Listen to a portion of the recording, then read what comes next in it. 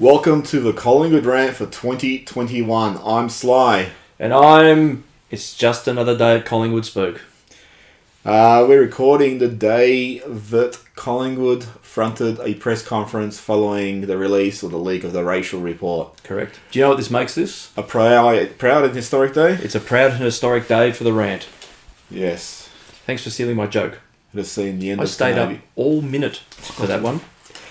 So let's touch upon that. How did you feel that Collingwood's team of Eddie Maguire, Jody Sizer, Mark Anderson, and I forgot his first name, Murphy. Alex Murphy. Alex Murphy from RoboCop. Peter Murphy. Peter Murphy. I was going to call him John Murphy. You can call him whatever you liked. Just don't ccall him Shirley. What did I think? How do you think they handled it? I thought Jody Spicer. I thought she handled it really well. She sized up the situation well. I don't think the gags get any better than that today. The others went from flat mediocre, hi Ed, to I didn't get to stay much to the left and the right. You made an interesting observation as we watched it That's impossible. That Eddie seemed to enter that very defensive. He was aggressive. And angry and ready to unleash. But I think that's Eddie in a nutshell these days. He's that borderline, you don't want to say the word bully, but let's call it a bully persona where you come out all guns blazing and you want to try and intimidate the audience, not to come back and hit you with any hard questions. That's the impression that I got. Do you think that still works? Because he's announced his resignation. Not in 2021. I look at him now, and maybe I'm reading too much into it, but he really has the facade of someone who is realising or has realised it's all totally gone to shit. Not just this, but his tenure went from something where he rebuilt the club into a powerhouse. Financially, they set themselves up after they almost went bankrupt again in the 90s. The second half since the succession plan has just been one misstep after another. Bad trades, bad drafts, persevered for a coach who's really struggled. Had a long period there where they're out of the finals and they just looked like they couldn't get their shit together. Then you go into the offloading last year, and then this report's released, and you're looking at the club and you're thinking, it's almost like you've undone everything you did. Well, that's also endemic of someone who stays around way too long. It's a lot of the reasons why we've been moaning for years about that need for change, and now that need for change has been smacked home fairly hard. At the moment, externally, it doesn't look like the club can put a foot right. Everything that they do and attempt is falling flat in their ass. And it comes back to that bluster and hyperbole that served them for so long, that they're reverting back to form when it comes to dealing with this issue. Instead of being humble and apologetic and saying, we fucked up, they try and spin their way out still, which is just, I don't get it. Okay, let's backstep. All right. And look at the lead up to this. Should we do one of those things where the screen shakes and we all go backwards? Well, you're doing the editing if you're happy to put in the time. No, that sounds too much like hard work. You use your imaginations at home. Just do the Waynesville. If you can imagine that we're entertaining, you can imagine anything. So you're back to 2018. Shockingly, Collingwood loses a grand final. It's unheard of. But that grand final comes after 4 years of missing the finals. They've finally pumped enough games into these guys like Grundy and Maynard and De Goey that they're all started to, assert their dominance. They've unearthed this rising star in Jaden Stevenson. Don't, please. And they lose the grand final, but then they sign Dane Beams, and you'd think, okay, you're setting yourself up for a big whack of contention over an extended window. You've got a young side. You could theoretically dominate or at least contend for 4 to 5 years, like most clubs who get up there do. 2019, they lose that prelim, and 2020, despite the circumstances, they just fizzle out of the finals. They actually get humiliated out of the finals. What do you think of the last 2 years? Because I look at them and it's just really been a waste. Oh, definitely. We've covered this 100 times, so I'll just do it briefly.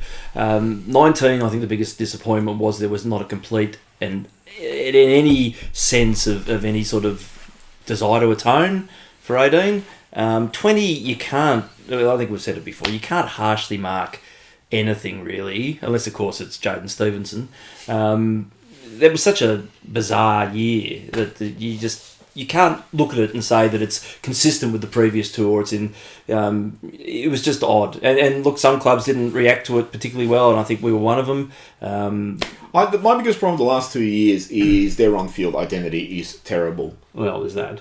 So 2018 they played consistent, audacious football.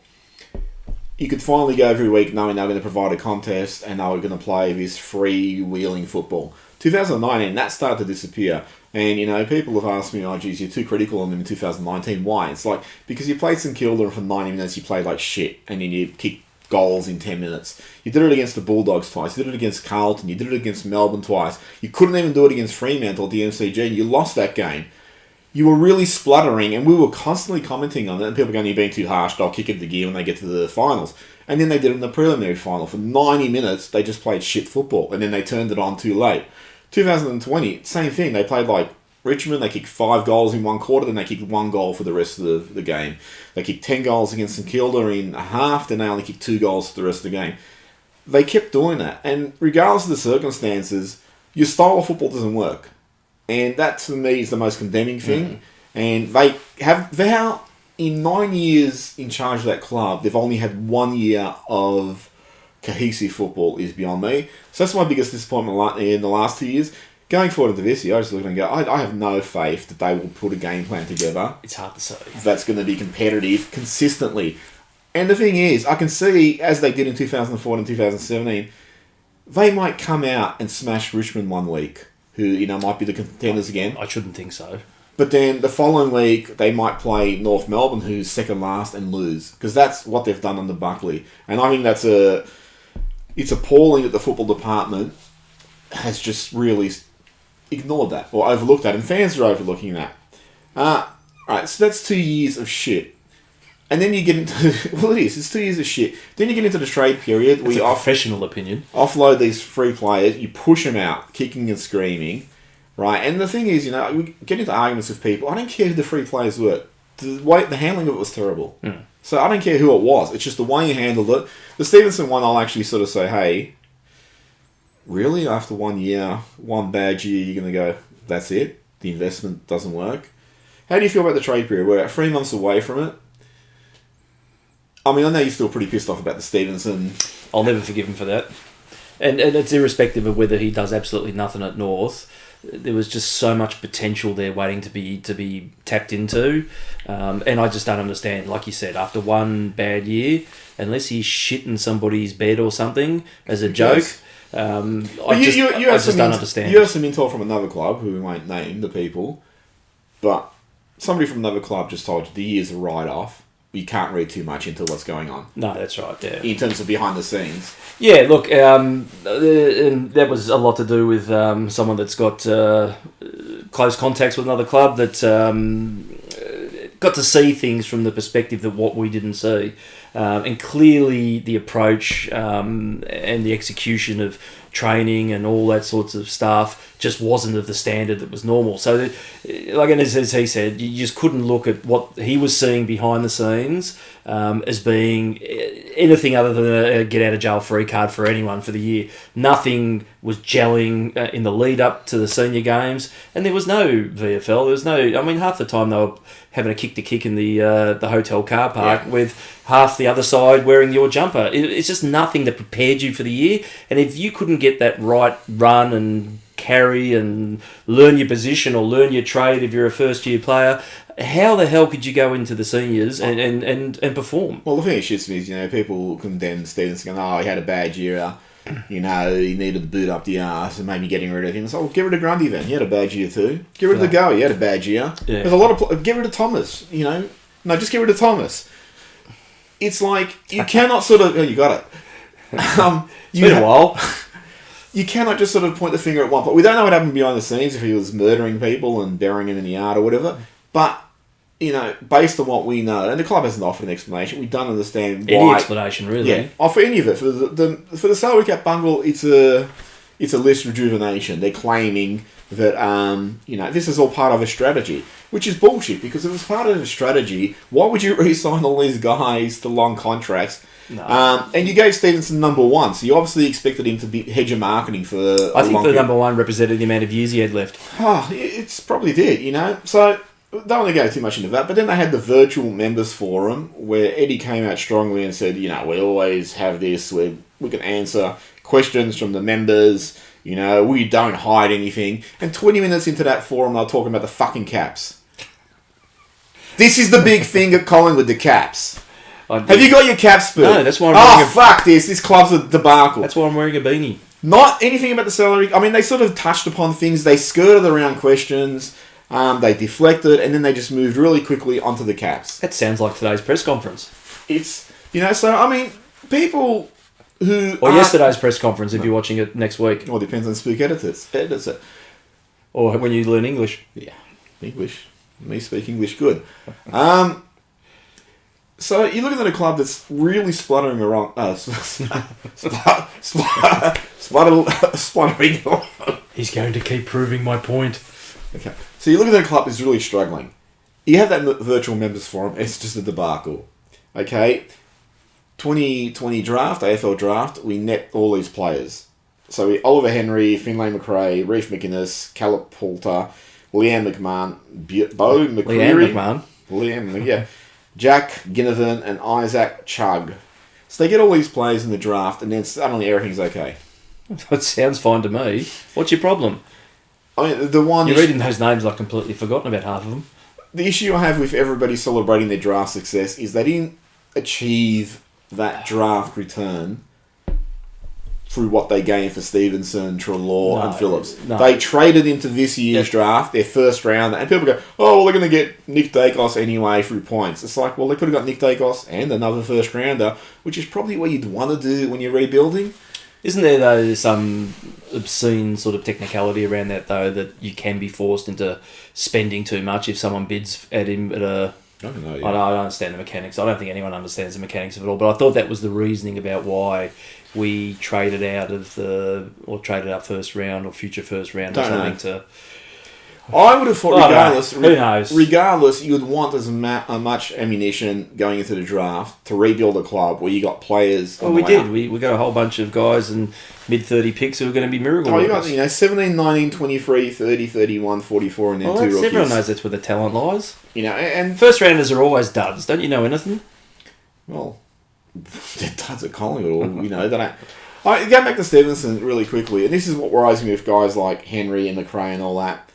It is a failure of the coaching staff to connect with Stevenson to find middle ground to make him realise his talent.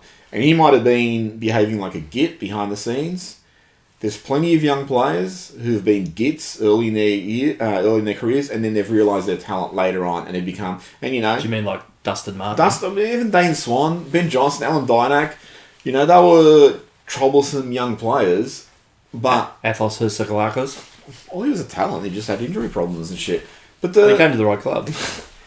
But you look at, you know, these players coming in. It's like, well, how do we know Buckley will connect with them? How do we know Buckley won't turn around in a year's time and just go, oh, look, Oliver, you're just not what we want. You know, you're not standing for the core. I'm tipping that question won't pop up in a year's time. Oh, I hope it doesn't, but you don't know. You really don't know at this club. Because the draft played out like a PR exercise. It really played out like they sat there behind the scenes and said, we need a win for this club. Do whatever you have to do. Most people won't question it, so they traded that first rounder. You know, they started swapping all these picks left, right and centre. They got all these players and then they walk away going, look how well we did. It's like, okay, you did well by trading into the future to address your issues in the past to try and fix the present. Which is all you've done in the last 10 years. Well, we finally got a key forward, though. No, we haven't. Didn't we? Surely not. Wouldn't that have been an objective number one? No. So we've got Reece McInnes. He's 193, but he's 193 centimetres. Guess what about him being a midfielder. Caleb Poulter is 191 centimetres. Liam McMahon is a key forward type at 196 centimetres. I mean, the one thing I noticed, and which I'm glad, is the guys they picked up, the shortest is Isaac Chugg at 180 centimetres. The rest are like mid-180s up. So finally they, went for a bit of size in the draft. finally. Point with the grain right. See, this is good. Very good. I'm happy with that one. One of the things I didn't want to see moving forward was that we kept going back to the Collingwood well. We will go out there and we want the best person available as long as they wore a Collingwood jumper once or barracks for Collingwood. That seems to be our one and only qualifier that we're very comfortable with going back to. I was a little bit initially put out that we did that again. However, though, you've got to overlook that's a really good pickup for us. Right, so far removed from when you played at Collingwood. I think you finished about 98. 23 years, so it's like he's got no connection to the club's culture at the moment. He played with Buckley. Allegedly, they didn't get along. But, right oversaw Hawthorn's success in terms of their three-peat. He helped build that list. Got more responsibility at Collingwood. When he played at the club, he was my favourite player in that era. But I never sort of viewed him in the same light as the guys you consider the hard nuts, like Elaine and Kelly and Christian and all that. So it'd be interesting what his psychology is off-field, because Collingwood really needs someone hard at revamping this club moving into the future. My concern, and it's not really a big concern, it's classic. You see it when you swap jobs in the real world, that you go through an interview process and the people who interview you say you're exactly everything that we want moving forward. You're a perfect fit for our organisation, and you go away and you hand in your resignation and you start there 4 days later, and in the first week they're going to, when you question stuff, well, what would you know? What would you know, mate? You need someone like Wright that's got to come in and say, I don't give a flying tinker's whistle what you've all done because none of it's been greatly effective. This is the way that we're going to move forward and exert some influence and be the proponent of change. That's what I want. Oh, well, I believe he's gone in there with a mandate to rejuvenate the off-field approach the club takes, because they talk about their list rejuvenation. Off-field, they're the most stagnant. That's where the biggest issues lie. They've got the same coaching staff, largely they've got the same admins, they've got the same coach for life. I think it's finally come true, the coach for life statement. Well, he's entering his 10th year, and we'll talk. All right, so we'll talk. Well, so's his offsider, Harvey. Oh. I mean, Harvey's now defensive coach. So talk about Buckley going into this year. My biggest concern with this year is it feels like it's almost a running on the spot year, because nothing's going to happen this year which is going to be meaningful toward the future, because Buckley will be out by 2022. Maguire will be out. The new president, I don't think, is going to want to take in a 10-year coach who doesn't have a flag behind him, unless somehow he makes a grand final this year. I don't think he's going to make a grand final this year. Well, there's every chance. He just won't win it. No, I don't think he... I think Collingwood's list is way too imbalanced. No, it is in a very early developmental stage. If you look at, you go back to the young players who've had an impact, like Stevenson in 2018, that was when the list finally sort of realised its potential. He helped complement it. You go back to Daisy Thomas in 2006, he was great.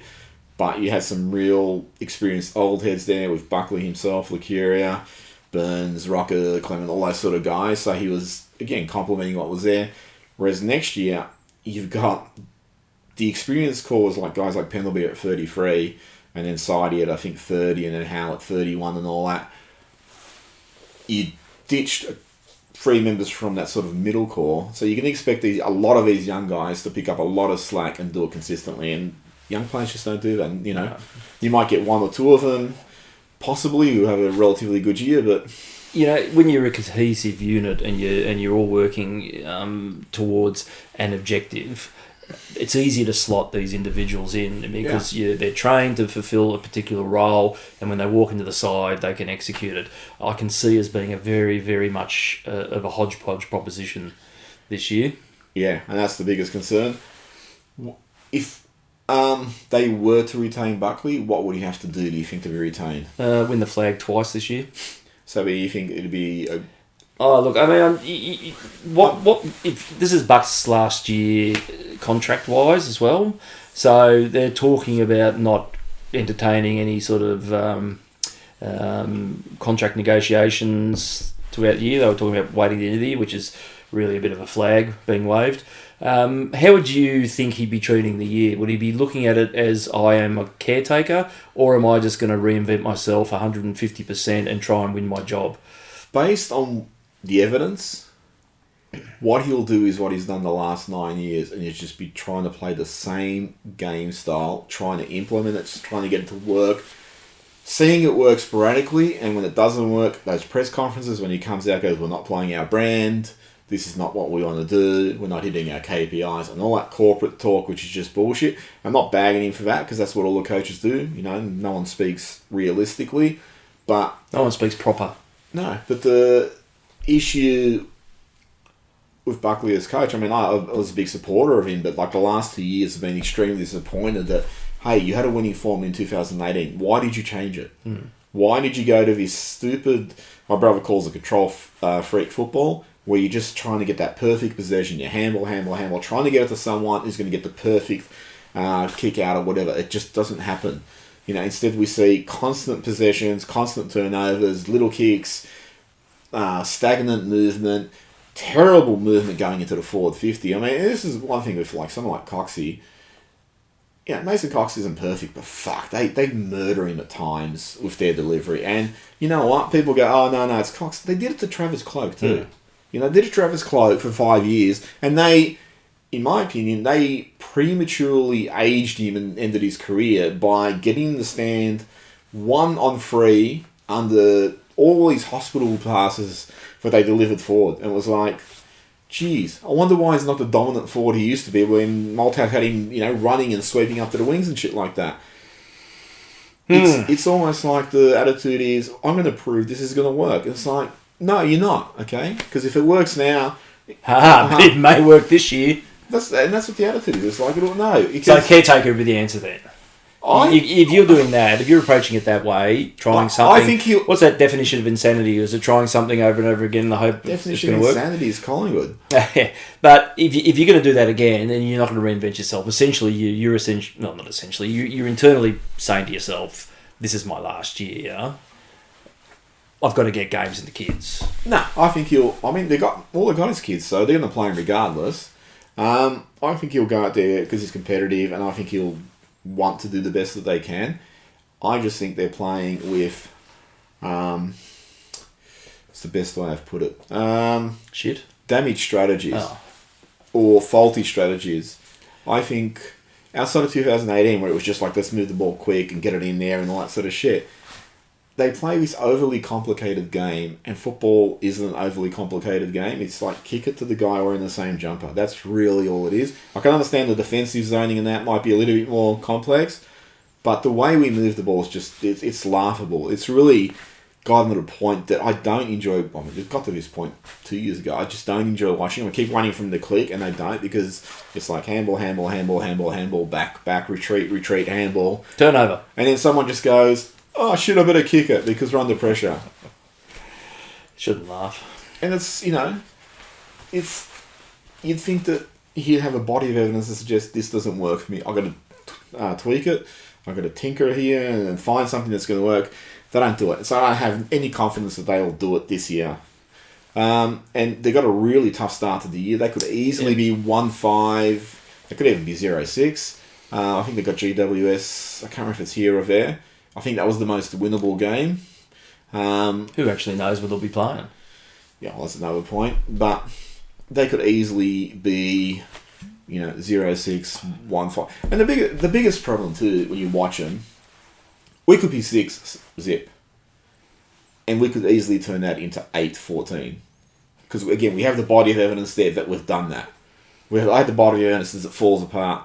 You know, again, 2008 was the only year it didn't happen under Buckley. Yeah, I mean, the thing is, we've been in decline since 18. I can't see, with the changes made and the youth that we're going to have to blood, how we can not reverse that. Should Pendlebury be captain? I was actually thinking about this the other day because there's been no announcement or anything. No. Ruffles of any sense of change. No, I don't think he should be. It's time to hand the baton over to someone else. Who would be your captain? No, you keep looking at Taylor Adams as probably the most vocal potential. I'd have Adams top of the list, and for two reasons. One, if you look at the grand final in 2018, the prelim the qualifying final last year, it was one of our best in both those games, and we got smashed last year. He's always trying to make something happen. Sometimes he probably tries too hard. He probably oversells his ability. That's another way of putting it. It's like, I'll go for this 55-metre kick across ground, and it's like, I don't think he can kick 55 at the best of the time. But he's always underpacked. And the thing I really like is you watch stuff like when Mason Cox, I think it was, when you returned to the team last year and you kicked the goal, Adams, called everyone in, let's get around him and all that. So he does those sort of little things, and I've seen him call the players in for talks and all that sort of shit. So he's really vocal. Pendlebury doesn't need the captaincy to be leader. And since you've actually overturned the list, you're basically admitting, okay, it's a new era now. We're moving into a new stage of Collingwood. So do it with a new captain, new leadership group. Give vice captaincies out to Moore, Grundy, Treloar. Oh, no, sorry. Stevenson. No, sorry. Maynard. Give these younger guys some responsibility, because you're going to have a big tier of very, very inexperienced players who are going to need to be mentored by sort of the next stage up. So get those guys in the leadership roles. I agree. However, I think they'll stick with the status quo, because it's going to be his last year as well, and they'll let them depart, both of them, on externally their own terms. Well, let's see what happens with the coach next year, because I wouldn't be surprised if a new coach came in and he actually said, hang around. I won't play you every game. I'll probably rest you every... Possibly, but I think new coach, new captain would be the... Oh, yeah, new captain, but I think he'd keep Pendlebury on as a player. Possibly, but he may pull the pin. What is he now? He's 33. Yeah, he got through this year pretty well. So. The biggest problem, it's not with Pendlebury, the biggest problem with the side is... If you had, let's say just hypothetically, you had this really strong midfield. So you are talking hypothetically? Yeah, hypothetically. Of Adams, Treloar, Beams, De Goey, and you had guys like Stevenson and Dagos coming up. And then Pendlebury goes from the number 1 mid to the number 4 mid in that group. And he doesn't get all the opposition attention. I think he could easily play another 2-3 years. Unfortunately, he's still number 1 in that fucking midfield, which shows you what a failure of list cultivation we've executed. And I think because of that period under Buckley 2014, 2017, he was getting so much double teaming and triple teaming. You saw there's times he'd be getting tackled by 2-3 players and they're dragging him down, because he was the only one they really had to mind, because the midfield was so dysfunctional. You didn't really have to tag anyone else. Alright, so we're here now. The racial reports leaked. Eddie Maguire comes out with bluster. Should he stay or should he just go right now? Geez, I almost think after the vitriol that he copped on the radio, talkback, social media, you'd have to seriously look at his position as almost untenable now. I don't think you can dig yourself out of this. Now, he may have stood up there with all the best intent to try and spin this into something positive, but it was just every message that, right from that starting statement about this is a proud and historic day for the club, it's exactly the wrong thing to have said. And there was a couple of things that he said that were still controversial throughout his statements. It's just that chest beating. So I think that's the big problem. I mean, there's some of the stuff he said, I'm listening going, it's fine what you're saying, but your presentation sucks. You're really confrontational here. You're trying to just glower down anyone who offers any opposition. And some of the questions are inflammatory, but it's like... Oh, what would you be expecting? Find some diplomacy there, and... I think he lost his message in his bluster, and I think that's, you started it poorly, and that's the other problem. You started it so poorly that whatever he said after that was going to be prejudiced. There's nothing that was said in that hour that's going to be remembered more than that opening statement. Yeah. And that's going to be your legacy towards the end. It's just, again, look, if you're going to keep putting your foot in your mouth, it's probably best to just casually walk away now. Hobble away, because you have one foot in your mouth. Yeah, you can put in an interim president or make us president. We'd be up for it, wouldn't we? I would have thought. Oh, yeah. What are you going to do? Just give it a crack. Or just glare at people. But I don't think moving forward it can work now. I think, this whole carryover, you can still do it behind the scenes, But as a figurehead, I think the damage is... Do you think they have a Done. successor earmarked? Yeah, it's me. Do you think that's serious? Do you think they have someone? Well, the scuttlebutt is Craig Craig Kelly. Kelly. Again, going back to that Collingwood well. Look, he's got the credentials and the nous and that, but I just don't. I don't feel comfortable. I know you love him. I just don't. I fairness to Kelly. I mean, Kelly comes from the same ilk as Graham Wright. They finished. I think Kelly finished a couple of years earlier. And Kelly's been a self-made man since then. I don't know what. Again, I don't know what the responsibilities of the president are. I don't know how capable he is of them. I would prefer it was just somebody I didn't know at all, and didn't seek. Not saying Kelly seeks the limelight, but it wasn't somebody with a media profile that the media is going to actually harangue and dial for a quote and all that sort of shit. But I'm curious if they actually have someone earmarked, or if they're just going to try and cultivate someone from within, whether it's one of the existing admins, which I definitely don't want. No, I mean, like I've always said, everything wrong with Collingwood is Collingwood itself. If you want to really force change and have a new perspective on things, you've got to bring people in that aren't part of that last 20, 30 years of culture there. Otherwise, you're just going to be tempted to recreate the same Just perpetuate what you got. Yeah, and I'd really like to see someone external. Look, they can have a membership, whatever is important, but just someone that's just not involved in the club at that granular level, someone that's going to come in with fresh perspective and ideas. Look, I didn't mind the way that Jody Sizer spoke today. And look, you could do far worse than step down and put someone like that in as an interim thing, though, without getting too complex here. You don't want that also to be viewed as a token appointment on the back of what's just happened. Something like someone like that needs to be there on their own merit, and I think she could clearly prove that very quickly, but I'd hate to see it be seen as the wrong reasons. From what I saw today, I think there'd be a great interim with a view that if we can't find who we want and this person proves themselves inside of that role for 6 months, then you can just stick with the status quo. Although, do we have to vote them in? I can't remember anymore. I don't know. The one was like Eddie was last voted for 1898. I as a long-term social club member up until this year, I only ever voted once in 1999, so I can't remember the rules of how it works. All right, so you've had a lot of shit. He gets to pick one though, doesn't he? So, but don't we vote for it? I don't know. There's been a lot of shit going on from the racial report to the salary cap dumping, players outgoing, all this sort of shit's happening. How much do you think that's going to affect the playing group? Look, you'd have to probably say it will have some impact. You're talking about like for on field or across the board.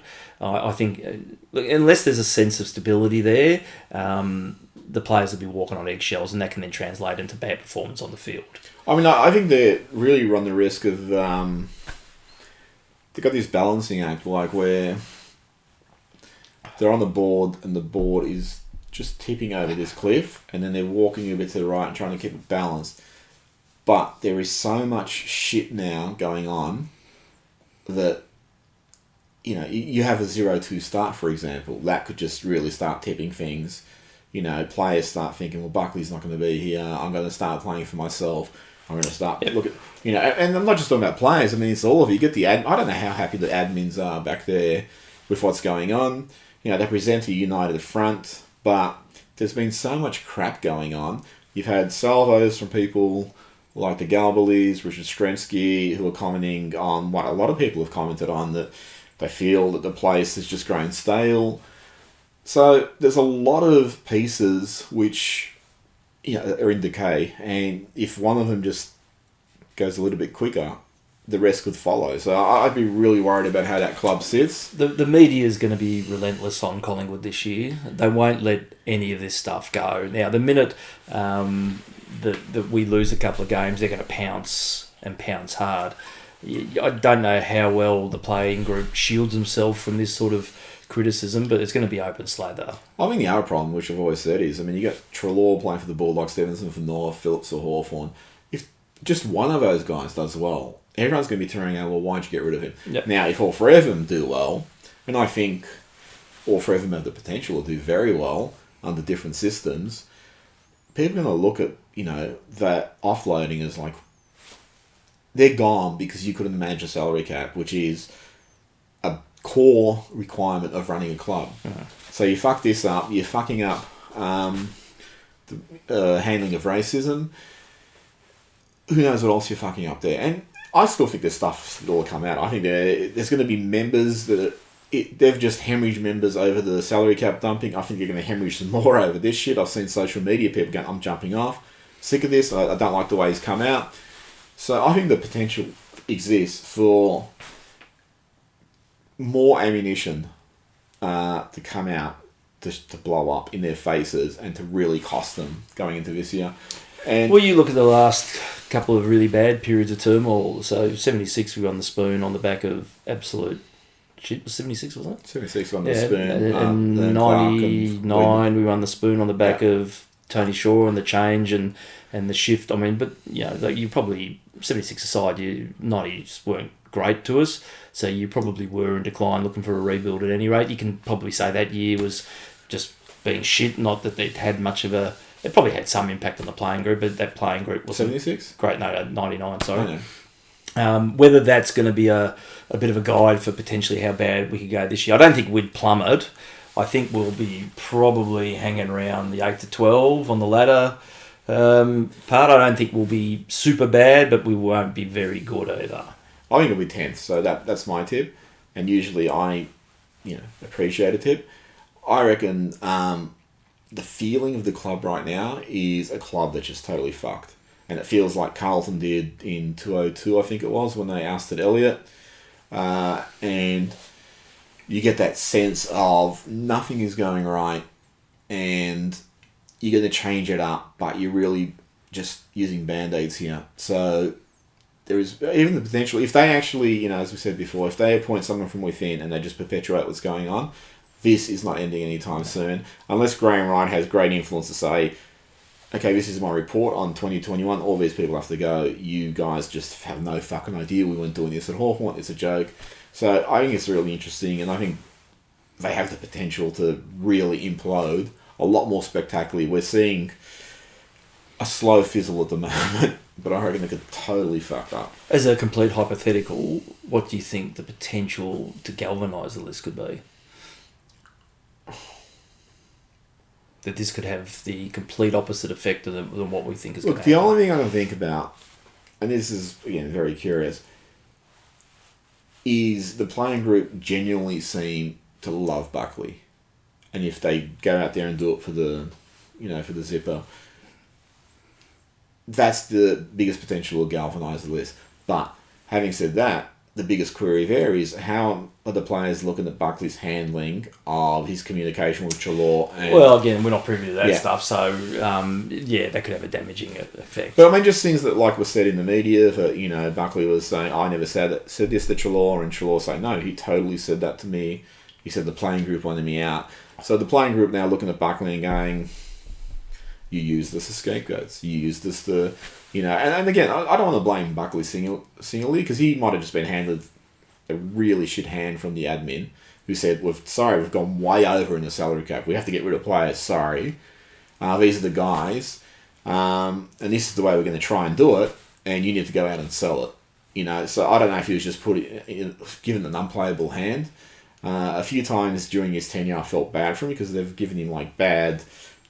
draftees who've been constantly injured, they're giving him bad free agents and all that sort of shit, but haven't worked out for him. And I'm not saying, not exonerating him of all responsibility for on-field performance, but he can only do, he can only manage what he's got. Yeah.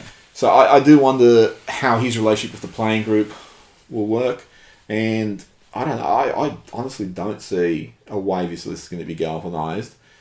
Well, maybe you should take your sunglasses off then. Because the future's not so bright anymore. No.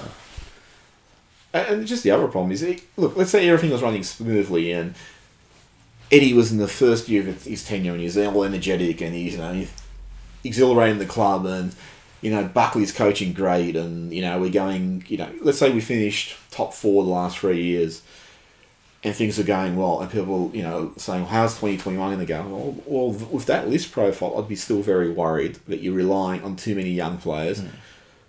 And let's face facts, it's Collingwood. You're going to have injuries. So, They've already started. yeah. Will Kelly, calf. Yeah, Reef McKinn's went off for a scan on his finger. So... Who's that Irish guy? Keane. His finger. Tendon finger, and that was just putting his socks on. And then you have question marks over guys like Howe with his knee. How's he going to come back from that? Oh, that was clever. Pendlebury, 33. And can come really quickly. Sidebottom struggled the last 2 years. Roughhead struggled last year. Main struggled last year. So you got Greenwood, struggled. All the older guys really struggled. And they're going to have to pick a lot more of the slack up too. Yeah. If you've got half a side full of noobs. So even if things were going really well, the list profile now is so young and inexperienced that, it could really come unravel regardless of how well things are going behind the scenes. And, just the reality is, football's about personnel. If you don't have the personnel, you can't compete. And we might have potential in the personnel, but right now, I think it's like 20 players have played less than 50 games. That's half your list. Is that inexperienced? And I think about 15 of them haven't played a game or played less than 20 games. I was going to say there's no none of last year's draft cracked it for the seniors, so there's no experience there. Trey Risco. Oh, 3 games. But no one else. But and there was no exposure to a lower level comp either. So no. So and then you got to factor that into guys like Kelly. Kelly's had 2 years of injuries. Nathan Murphy last played in 2018 and had injuries in 19, and then had scratch matches last year. So these other younger guys you're expecting to come through. Braden Size, another one. He's only played 9 games the last 2 years. These younger guys you're expecting to come in and pick up the slack.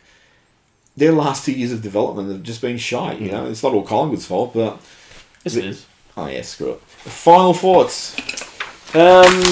Well, we're coming up to there was an announcement for practice match against Tigers in a month's time, I think it is.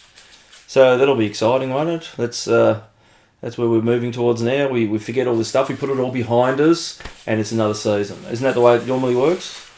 So when is it? A month away? Oh, something like that. I don't know. Do you really think between now and whenever that game is, even if that game is in 2 days' time, that nothing else will happen at Collingwood? Oh, there's about 84 things that will happen in that time period. We haven't even got to some sort of off-field disaster yet. Oh, it's coming. There'll be a punch-on, or someone will drive their car through someone's fence or something. There's plenty of time to do all that. If they haven't already. Well done to the AFLW side for beating Carlton. Yep. How good is it that they duplicate the AFL team's brand? Dominate the first quarter, look like an absolute scoring machine, and then just stop. Oh, well, they dominated the first quarter, kicked 1 point for about 20 minutes. Oh, the second quarter was the high scoring one, was it? Yeah, sorry. And then they just look like a rabble, struggling the whole line for the rest of the game. And then just kick 1 goal to make the difference in the end. AFLW side, I say this to you, we are proud of you. One day you too can lose a grand final. Oh, it's inevitable. Yeah. Surely it's in your... it's the Collingwood way. It's in your induction pack. Anyway, that's it for us. Until next time. Next time. Later. That's it. We've won. We've won the flag. Yeah. Well, it's about time you hit it. Yeah.